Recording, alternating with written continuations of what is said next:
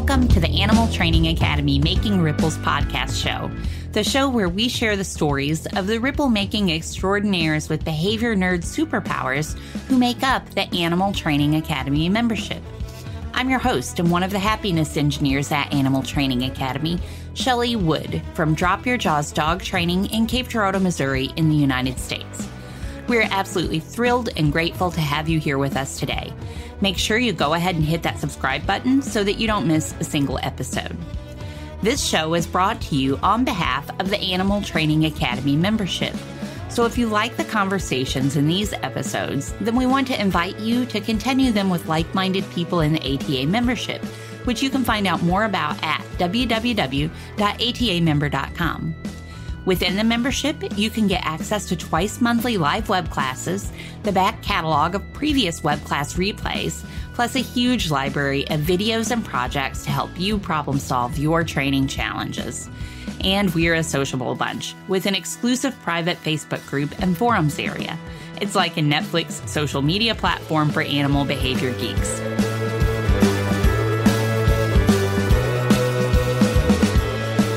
Today, we are excited to welcome Kimberly Lundy to the show. Kimberly Lundy lives in Ventura, California with her spouse, Brian, and is the lead trainer at the Ojai Raptor Center, ORC, where she manages the training and care of their education ambassador birds, as well as participating in education programs. Kim began at ORC as a rehabilitation animal care volunteer, but quickly joined the education team, becoming the full-time lead trainer in 2022. ORC was in the early stages of implementing an empowerment training program when she joined, and the pandemic shutdown provided the opportunity to really immerse themselves in this changeover, from redesigning and remodeling mews and building a training aviary to changing their philosophy regarding how educators, trainers, and program participants interact with the ambassadors. Although she had a solid foundation in animal behavior, behavioral ecology, Kim had never worked as an animal trainer and quickly immersed herself in the study and practice of empowerment training. She joined the Animal Training Academy to both gain knowledge and be a part of a supportive and varied training community. She also completed Susan Friedman's online course in Applied Behavior Analysis, How Behavior Works, LLA, which provided that light bulb moment when she began shifting her focus from an evolutionary perspective to the perspective of the learner. To further expand her knowledge and skills, she has attended workshops at both Animal Behavior International and National Encounters, Inc., in addition to having a mentor through IAATE.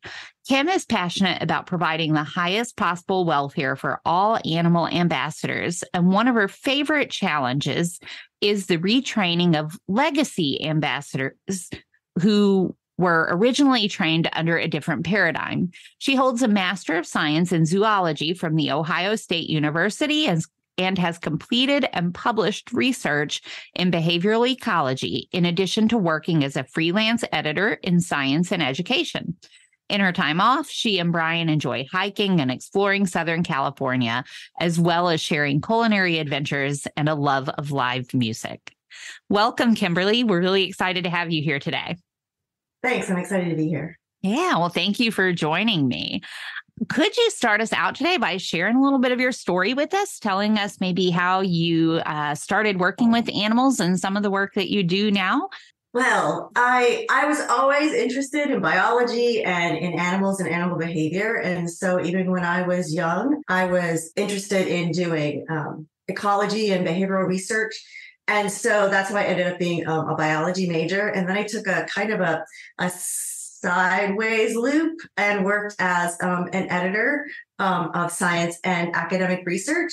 And then I discovered the Ojai Raptor Center, and I went there as a volunteer, actually, to work in the hospital. I wanted to learn about rehabilitate raptors and other animals. And then Jacqueline, our education coordinator, asked me to be a part of that program. And so it just kind of snowballed from there. I was really interested in behavior and in the welfare of our ambassadors and became a trainer. That's awesome. A skill set I didn't know I had. Yeah, that's awesome. When did you first start volunteering at the Ojai Raptor Center? It's funny. We were just talking about this. I think it was 2017 or 18, maybe 2018.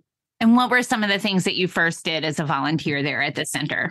Well, the first thing that you do is you learn how to clean out the cages in the hospital. So it's a lot of crap. Literally.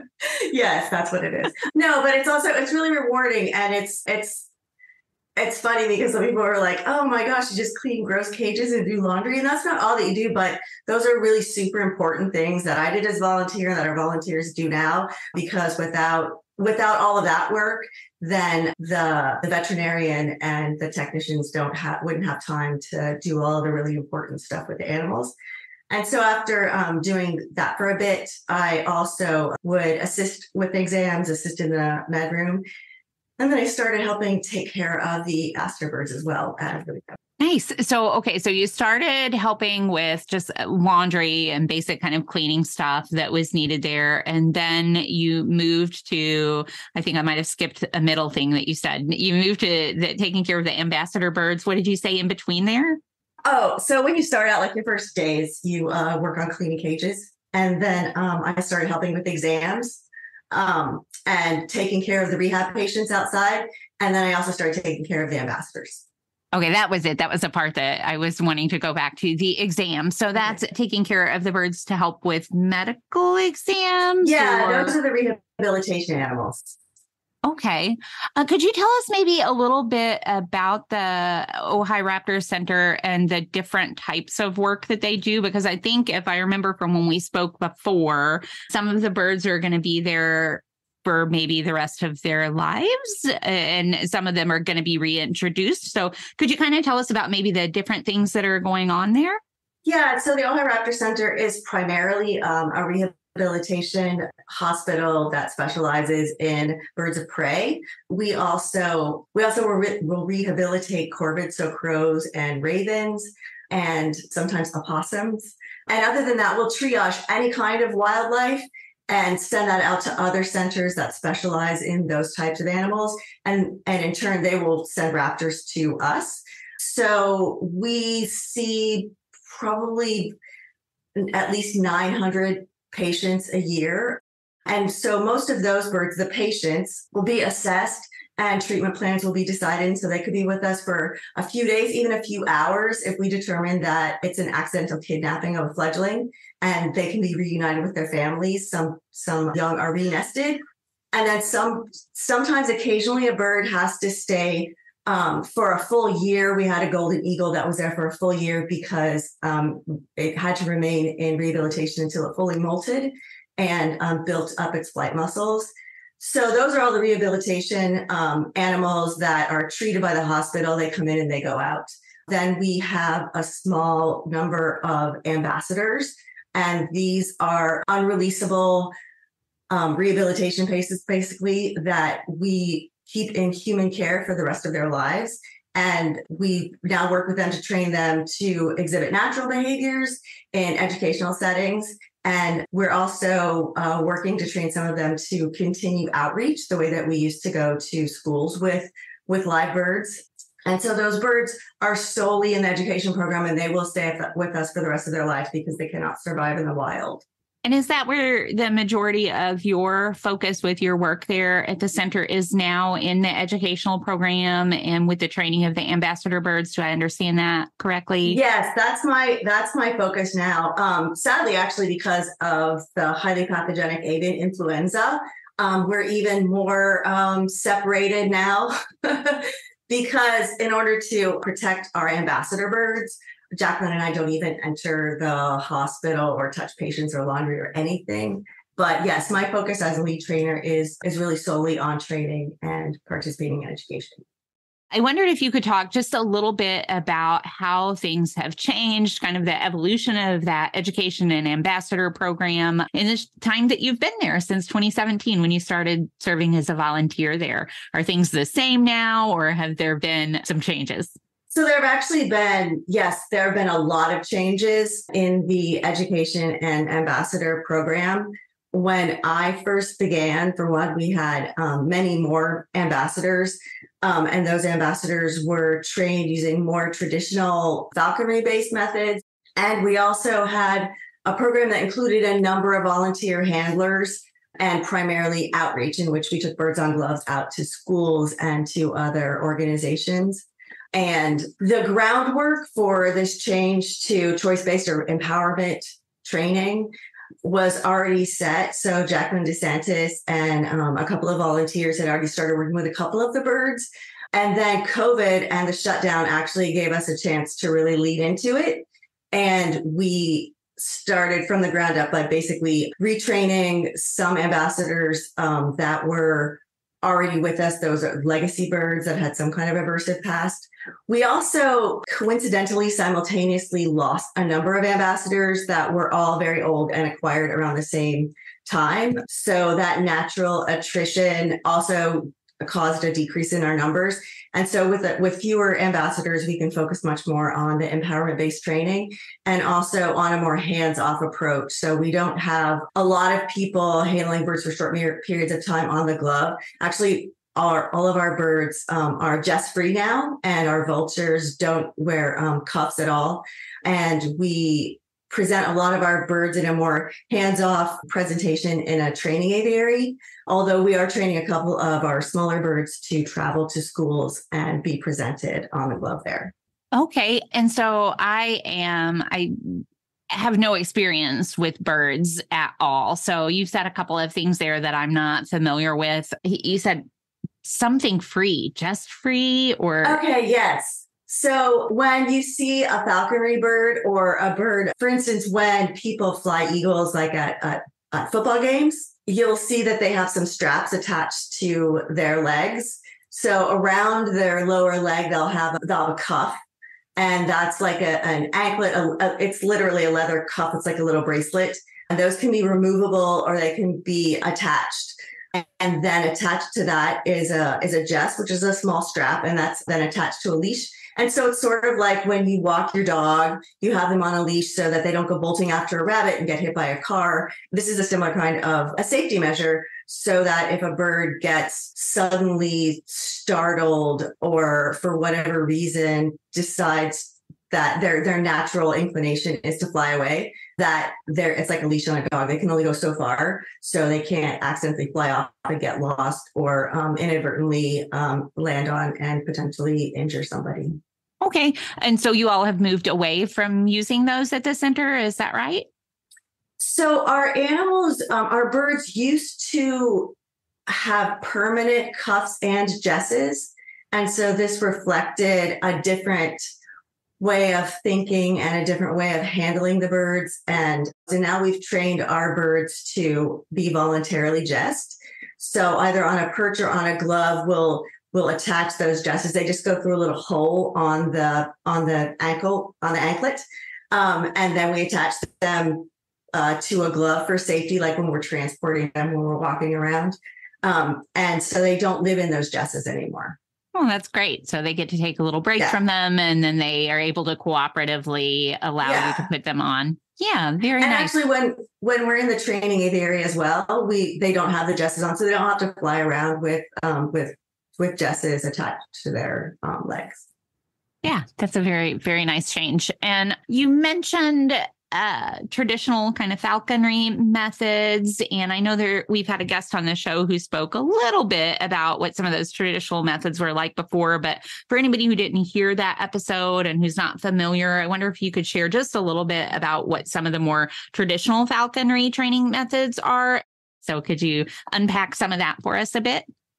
Okay. I will say that I am not a falconer, and there are many widely varying methods of practicing falconry, and especially of practicing modern falconry. But some more traditional methods include manning or taming of a bird. So this often requires prolonged exposure to humans until the bird no longer reacts. But this can cause something called learned helplessness, in which a bird isn't enthusiastically participating, but they've learned that they don't really have any other choice, and so they participate.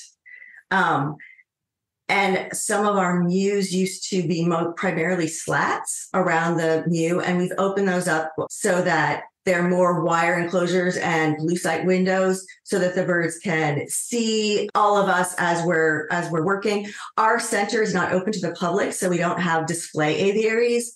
But now their aviaries and their mews are opened up. Their enclosures are opened up so that they can see. And with a lot of birds, what they can't see turns out to be more frightening than what they can see. And it really has had a positive effect on our ambassadors. It sounds like there have been lots of positive changes there in the last several years. So I'm sure I would guess that's been really fun to be a part of. Yeah, it's really exciting. Yeah. I know we want to move on in just a minute here and start talking about some kind of specific more training related questions maybe. But before we do, I wonder if you could share with us, I'm sure you have lots of really great stories from the Center of Training, but also of animals being released back into the wild and that sort of thing. I wonder if you would be willing to share maybe a release story with us today, if there's one that comes to mind. So actually, one of my favorite release stories also involves one of my favorite other projects, which is our training aviary, where we both train our ambassadors. And also this is where we present them for our on-site programs. So we used to have a golden eagle ambassador named Shaitan. So Shaitan lived in this larger aviary, and he was with us until he was about 36 years old. He came to us because he was a self-amputee. He ran into a high power line and amputated his wing up near his shoulder. And so Shaitan was retired and he was older. And so we knew that we had a limited amount of time with him. And at the same time, we had a golden eagle patient that came in who had a fracture in its wing. And this required several surgeries to fix the fracture and to remove some calcification, so some thickening of the bones, some calcium deposits. And during its prolonged rehabilitation period, it spent a lot of time on the ground. I'll add that we have a very large flight. It's 230 feet long that we use for raptors to recondition them in rehabilitation. And so before he could fly, he spent a lot of time running back and forth on the ground. And so as a result, even though we kept him long enough to molt all of its other feathers, its tail feathers were too damaged and we were going to have to keep it until it finished molting the next year. Simultaneously, sadly, Shaitan passed away from old age. He was about 36, but he was not flighted and he didn't live out in the wild and he had a perfect tail. And so our executive director was able to use the feathers from Shaitan's tail. And there's a process called imping where you can take donor feathers and you cut the shaft of the broken feathers on your rehabilitation patient. Then you use something like a cactus spine or a thorn or a skewer. And then you cut the donor feather and you can fit those together. And so she was able to use Shaitan's tail to replace the tail of our rehabilitation patient. And then Jacqueline was able to release both the golden eagle and a little bit of Shaitan that got to fly free. So I usually cry when I tell that story. Yeah, you had told me this story previously, and as you were telling it this time, I started crying while you were telling it. It's such a touching story for sure. It really is amazing, and it's just also a testament to staying power, the effect that these ambassadors can have on the many people, both children and adults, who meet them over the years. I've met just countless people who remember our executive director, Kim Stroud, taking Shaitan to the Humane Society on the weekends, or him going to schools, or after he was retired and just lived at our center, people seeing him there. And so it was just doubly meaningful to allow a piece of Shaitan to fly away. Yeah, I can't imagine. It's super touching hearing the story. So I can't imagine being a part of it. And I think about, the title of this episode, of this show is Making Ripples, and think about how we talk about making ripples in Animal Training Academy, and listening to you talk about, is it Shaitan? Do I have that right? Yeah. Listening to you talk about Shaitan, it sounds like Shaitan has sure made a lot of ripples in the world that are still continuing today. Absolutely. That's a beautiful story. Thank you for sharing it with us today. Thank you. Thank you. I would like to shift gears just a little bit now and ask you about some kind of more training specific situations, maybe. And I wonder if you could talk to us now about a recent training related challenge that you've experienced and some things maybe you learned from it and how you worked through it. If you could share a challenge like that with us.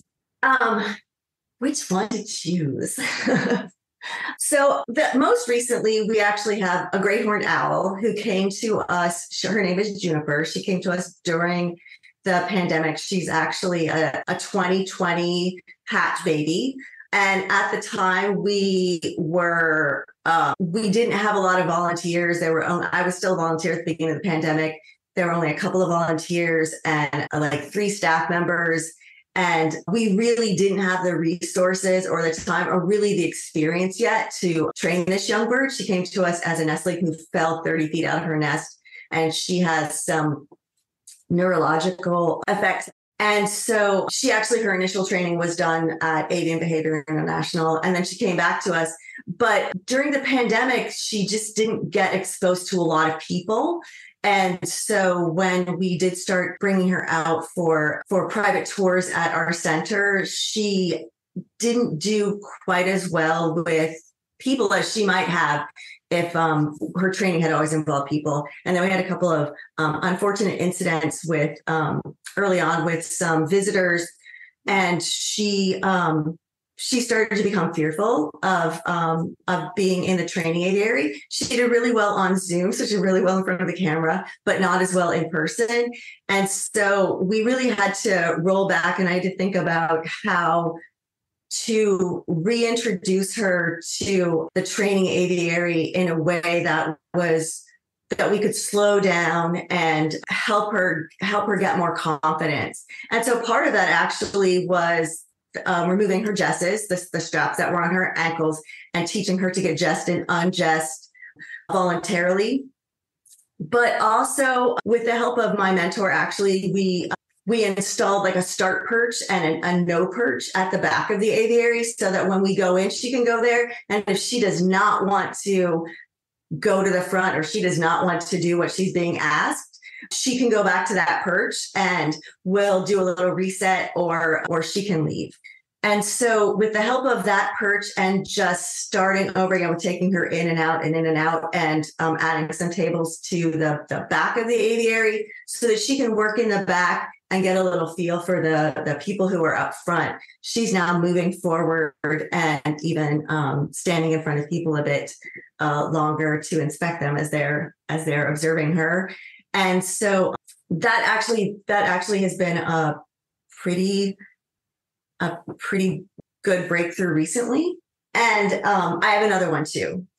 So this is about Handsome. I think that I mentioned in my bio that one of my favorite challenges is working with legacy ambassadors to retrain them using this empowerment training. So legacy ambassadors are animals who have some aversive history. So they weren't initially trained using these methods, and maybe they were trained with inconsistent methods. And sometimes they have an agonistic history with their trainers or their handlers or their caregivers. And so we have a turkey vulture named Handsome. Handsome is now our oldest ambassador. He's 18 years old. He's turkey vulture, and he was mal-imprinted. So he's imprinted on humans rather than the turkey vultures because he was kept by probably a well-meaning member of the public who tried to raise him or rehabilitate him. But in the process, he became imprinted on humans. And so he can't survive in the wild. He doesn't really know how to survive in the wild.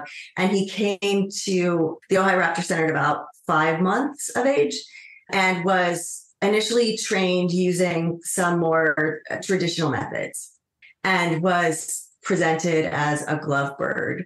Over time, though, he developed some undesirable behaviors.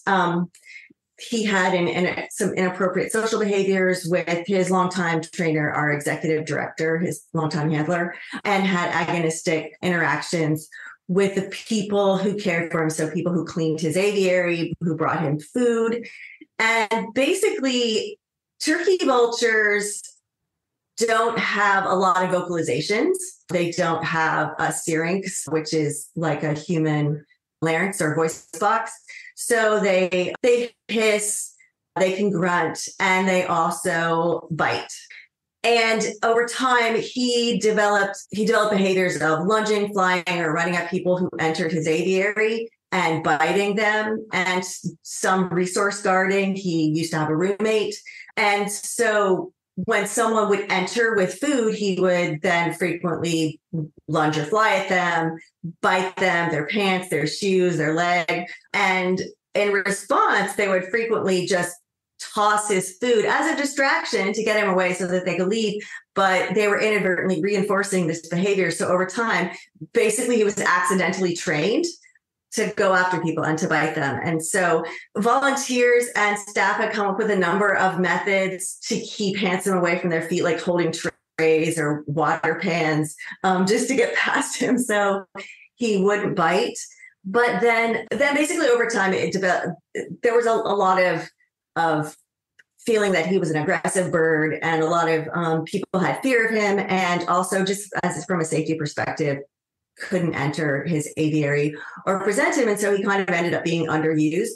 And so we were faced with the like conundrum. How do you train a bird that most people are afraid to be in the same enclosure with? And so we had to come up with new ways to do that, not only to overcome our fear or anybody's superstition that he was aggressive, but also to overcome these behaviors that he'd been trained to do. So it was kind of a two-pronged approach, right? We train ourselves, and we train the people who work with Handsome, and we also train Handsome. And so we came up with the help of my mentor, a really great plan to both stop using labels with him, so we wouldn't label him as aggressive and difficult, but also to work to train him new behaviors so that rather than ignoring or trying to distract him, he had something else to do. And so we started out with rearranging his aviary so that he didn't have a perch near the door where he could easily stand and kind of guard resources there. We put a station as far from the door as we could get.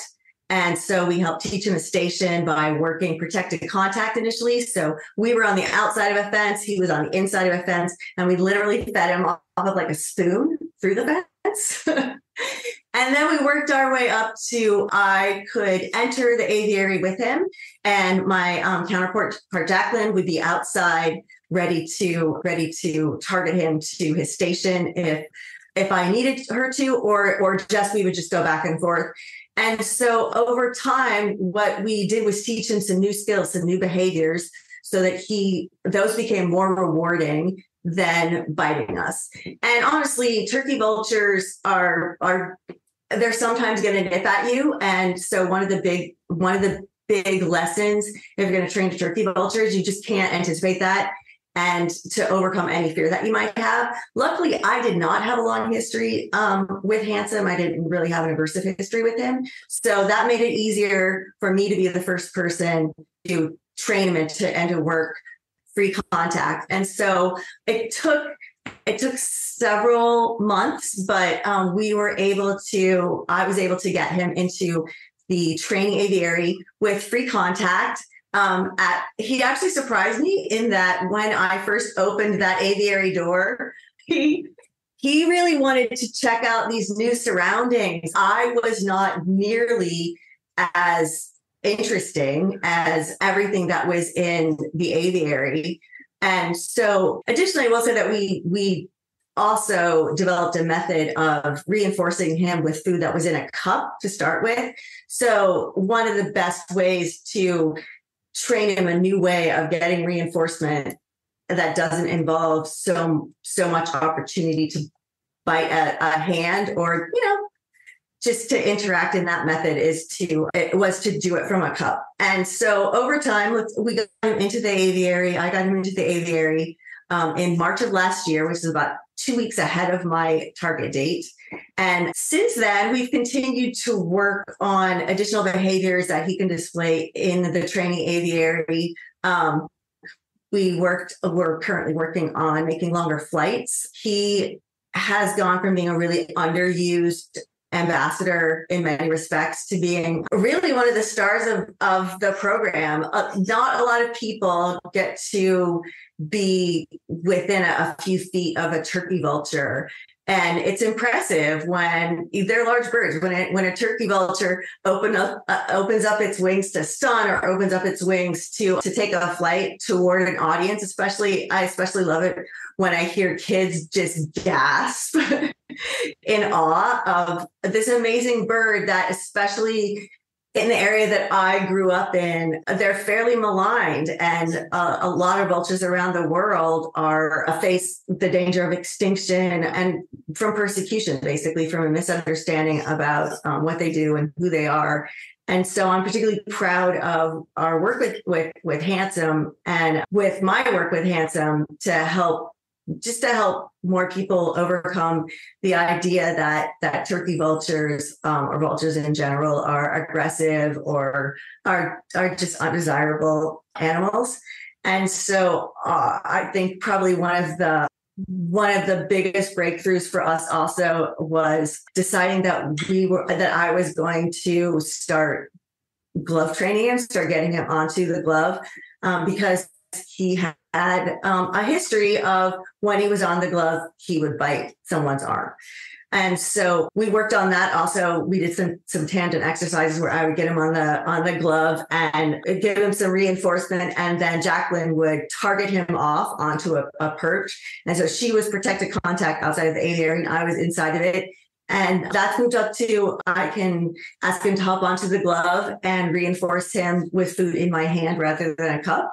And then we can go back onto a perch and do some flights. So it's been really, really enriching for him just to work in the aviary. And also we've developed more of an enrichment program for birds. And that's really helped as well. That's a great story and a great example of a training challenge. Some of my favorite things about the way listening to you and learning from you about the way you worked through it were thinking about your really smart use of antecedent arrangement or environmental arrangement to set yourselves up for a success. Like you said, moving that station area, moving a perch away from the door in a station area further away, the cup, all of those kinds of things were really smart. I loved listening to that.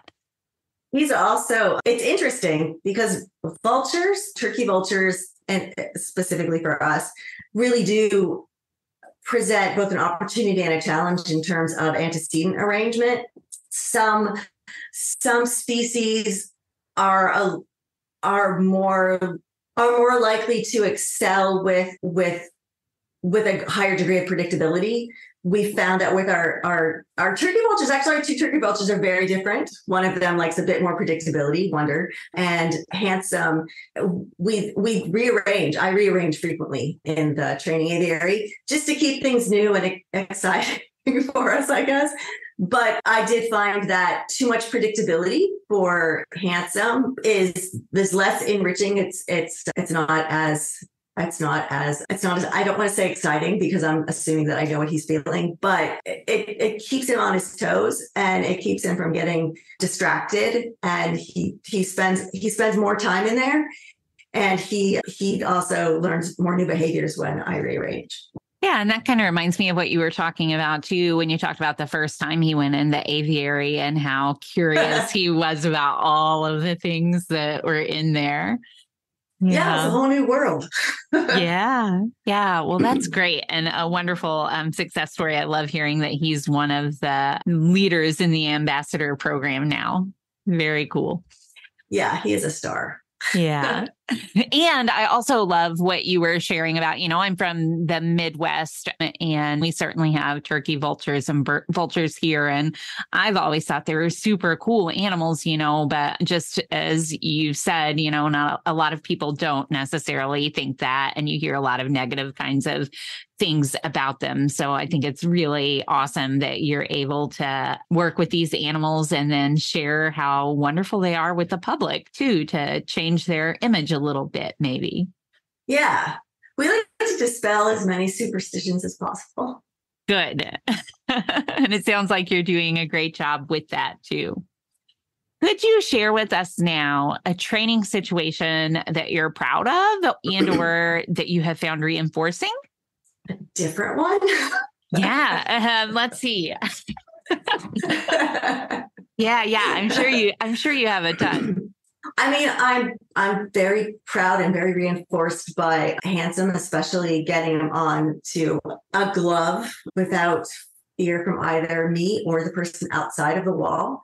But actually also our other turkey vulture, Wonder, it's interesting because Wonder has some similar, I think, labeling, an amount of labeling, but an entirely different set of labeling.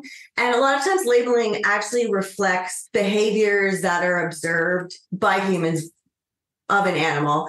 And so he has been characterized as neophobic. Wonder is a totally different bird than Handsome, although they're both turkey vultures. Wonder is not imprinted on humans. He is in human care because he was found basically face down in a snowdrift during migration in Michigan. And he got frostbite. And so he lost 2 of his toes. And also he's got a pigment disorder. So he's a very pale color and he has very pale eyes. And so all of these things can have an effect on him. But he is, I would say, more tentative with new things. And so when I first started working with him, we were talking about what our goals were and what we were going to do. And I decided that the way we would get him into a crate was by teaching him a target. So I don't know why I chose it, but I had one of the really tiny red holy roller balls and taught him to target to that ball. And so that ball has a really, really high reinforcement history. And it helps when we first brought him out of his large mew into an outside area that had been built. So he has an enlarged safety. So he basically has his own small yard, his own small, entirely enclosed with mesh yard. And going through that door the first time wasn't terribly easy, even when he was offered like a giant chunk or half a quail. And so Jacqueline, our other trainer, was actually bringing him through. And when we brought out the target ball, that did actually help because he saw the target. The target has really high reinforcement history, and it made it easier for him to do that. And it actually did help later with him going into the crate and doing some other behaviors, including coming out in front of people. And so I find it very reinforcing, in part because it's one of those small things. It's a small thing that seems so ordinary and also less raptor-like to have a target stick or a target ball, but it's really useful. And I used it yesterday. Yeah, I would find that very reinforcing as well. In fact, I find similar things very reinforcing with my own dogs. I've been in situations with my dogs before where I needed to get them to turn away from something quickly or move away from something. And I would just stick a bunch of food in front of their face and see if they would follow it, and they wouldn't follow it. but then you launch into, for me, a lot of times it's a pattern game, like little 1, 2, 3 pattern game, but sometimes it's a different specific cue, but something just like that little red ball that has like all of this reinforcement history behind it. And then my dog is able to say, oh yes, I can do that thing now because this is in play, so that's a really cool story, I think, for sure. And something I would find reinforcing too. I think it is. I'll be honest. I really like to watch dog training videos. I get a lot of ideas from them, especially for turkey vultures. I also we have 2 kestrels who came to us also as mal imprints. They're imprinted on humans. And the younger one just called all the time. And it's hard to teach an animal to not do something. But I watched a lot of dog training videos of open mouth and closed mouth behaviors from other ATA members. And I thought, wow, maybe we should just reinforce him when he closes his mouth. Just sit right there, and that's all we'll do is reinforce him when he closes his mouth, and then try to get that on a cue. And it really did help. And to some degree, he also, I'm sure, outgrew it. But when he was calling a lot, some of those dog training videos really helped. And I will say that with Wonder 2, it's a combination not just of the ball, but he had a couple of other trainers who did a really great job with him. And so I don't know anything beyond what I've already said about turkey vultures, that I like them and know a lot of people don't. Beyond that, I don't know anything about them. Are they social with one another? So they have an interesting kind of social life. So because they are scavengers, they will often congregate to feed at a carcass. And so there is a sort of social hierarchy there, particularly with younger, smaller vultures will get chased away if they come in to feed when the older, more dominant birds are there. And so there's some jostling for position. They also will congregate and roost together, particularly in the non-breeding season. However, when they're breeding, they're very, very secretive. They're very elusive. It's really, really rare to get a nestling or even a very young fledgling turkey vulture into rehabilitation, just because they're so elusive. They will nest like on cliffs, or sometimes even in like unused barns or something. So they have a very interesting social life. They are social. They don't breed socially, but they do congregate and have specific interactions with one another there. So do Handsome and Wonder ever interact with one another?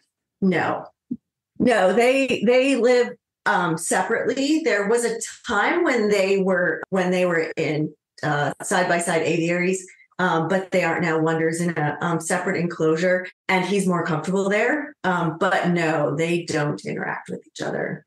Just curious. And they both sound like such interesting creatures and so unique from one another too. So just kind of curious about that.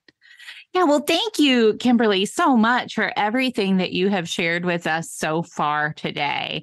I would like to ask you now if there's anything that you haven't had an opportunity to share about your work or any training or anything like that you would like to share about before we wrap up.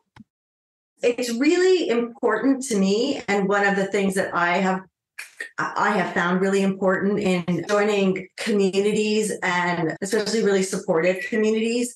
So one of the reasons that I was so drawn to ATA after, my little brief trial membership is that it's important for all of us to have a group of people. And I found this in ATA and in a couple of other areas that feel supportive, especially recently during the shutdown and working at a small center, just the sort of feeling of isolation or burnout. But it's also, I find it's really important, and I really want to represent the small centers, the rehabilitation centers, places that are primarily dealing with ambassadors who are rehabilitation birds at this point, not birds that were bred to be ambassadors, which there are benefits of both sides. But I know that for me to watch some of the training videos or read a book by somebody or to go to a conference, I know that at my first conference, I sat and I watched these videos of people training these amazing behaviors. And that was really impressive to me. And honestly, like perhaps in months with one of our birds, you get to a point where, they're moving toward you or they're actually taking tidbits from your hand instead of a cup. And these really small things for centers like ours and for ambassadors like ours, for legacy ambassadors, are huge. These are huge steps. And you can't compare yourself with people in different situations. Every trainer is different. Every bird is different. It's a study of one. But also, I really want to represent and I don't know, speak to all the other people who are at small centers, maybe with a lot of legacy birds.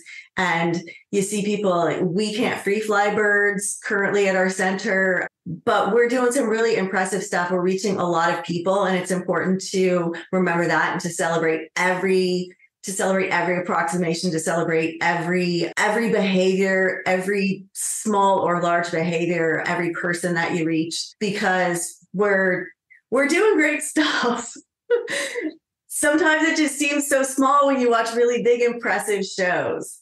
And so I love that I can feel like I'm a representative of this group of people, and feeling appreciated and supported in that work is really reinforcing for me and for our center as well. I cannot imagine a better way to wrap up. Thank you for sharing all of that and for that wonderful reminder to surround ourselves with positive professionals in our community and to remember not to compare ourselves with others as much as possible while celebrating all approximations along the way.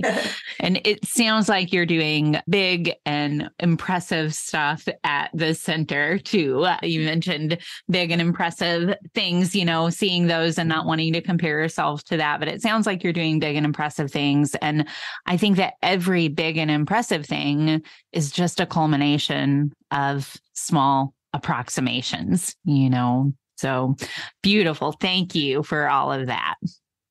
Thank you. What about, how can people find out more about what you're doing? How can people get in touch with you or find out more about the Ojai Raptor Center? Can you share? We'll link to all of this in the show notes too, but can you share with folks who are listening how they could do that as well? Yeah, if you go to Ojai Raptor is our organization website. And actually we have our staff phone numbers and email addresses listed if you go to About and Staff. I can also share my email address. I have a personal Facebook page, but I will admit that I don't really post very much. However, I can share the social media accounts of the Ojai Raptor Center. All right. And then the Facebook Center is the Facebook page is the Ojai Raptor Center. Is that how somebody would find that? Do you think just do a search for that? Yes, that's actually the Ojai Raptor Center when on Facebook, and it's just Ojai Raptor Center on Instagram and TikTok. Okay, great. And we will link to all of that in the show notes as well. Okay. Kimberly, from myself, on behalf of ATA, from everybody listening today, thank you so much for taking time out of your day to come and share some of the amazing ripples you are spreading in the world with us. Thank you. Thank you for your time. I thank you and Ryan and everyone at ATA for what you've given to me and to our center.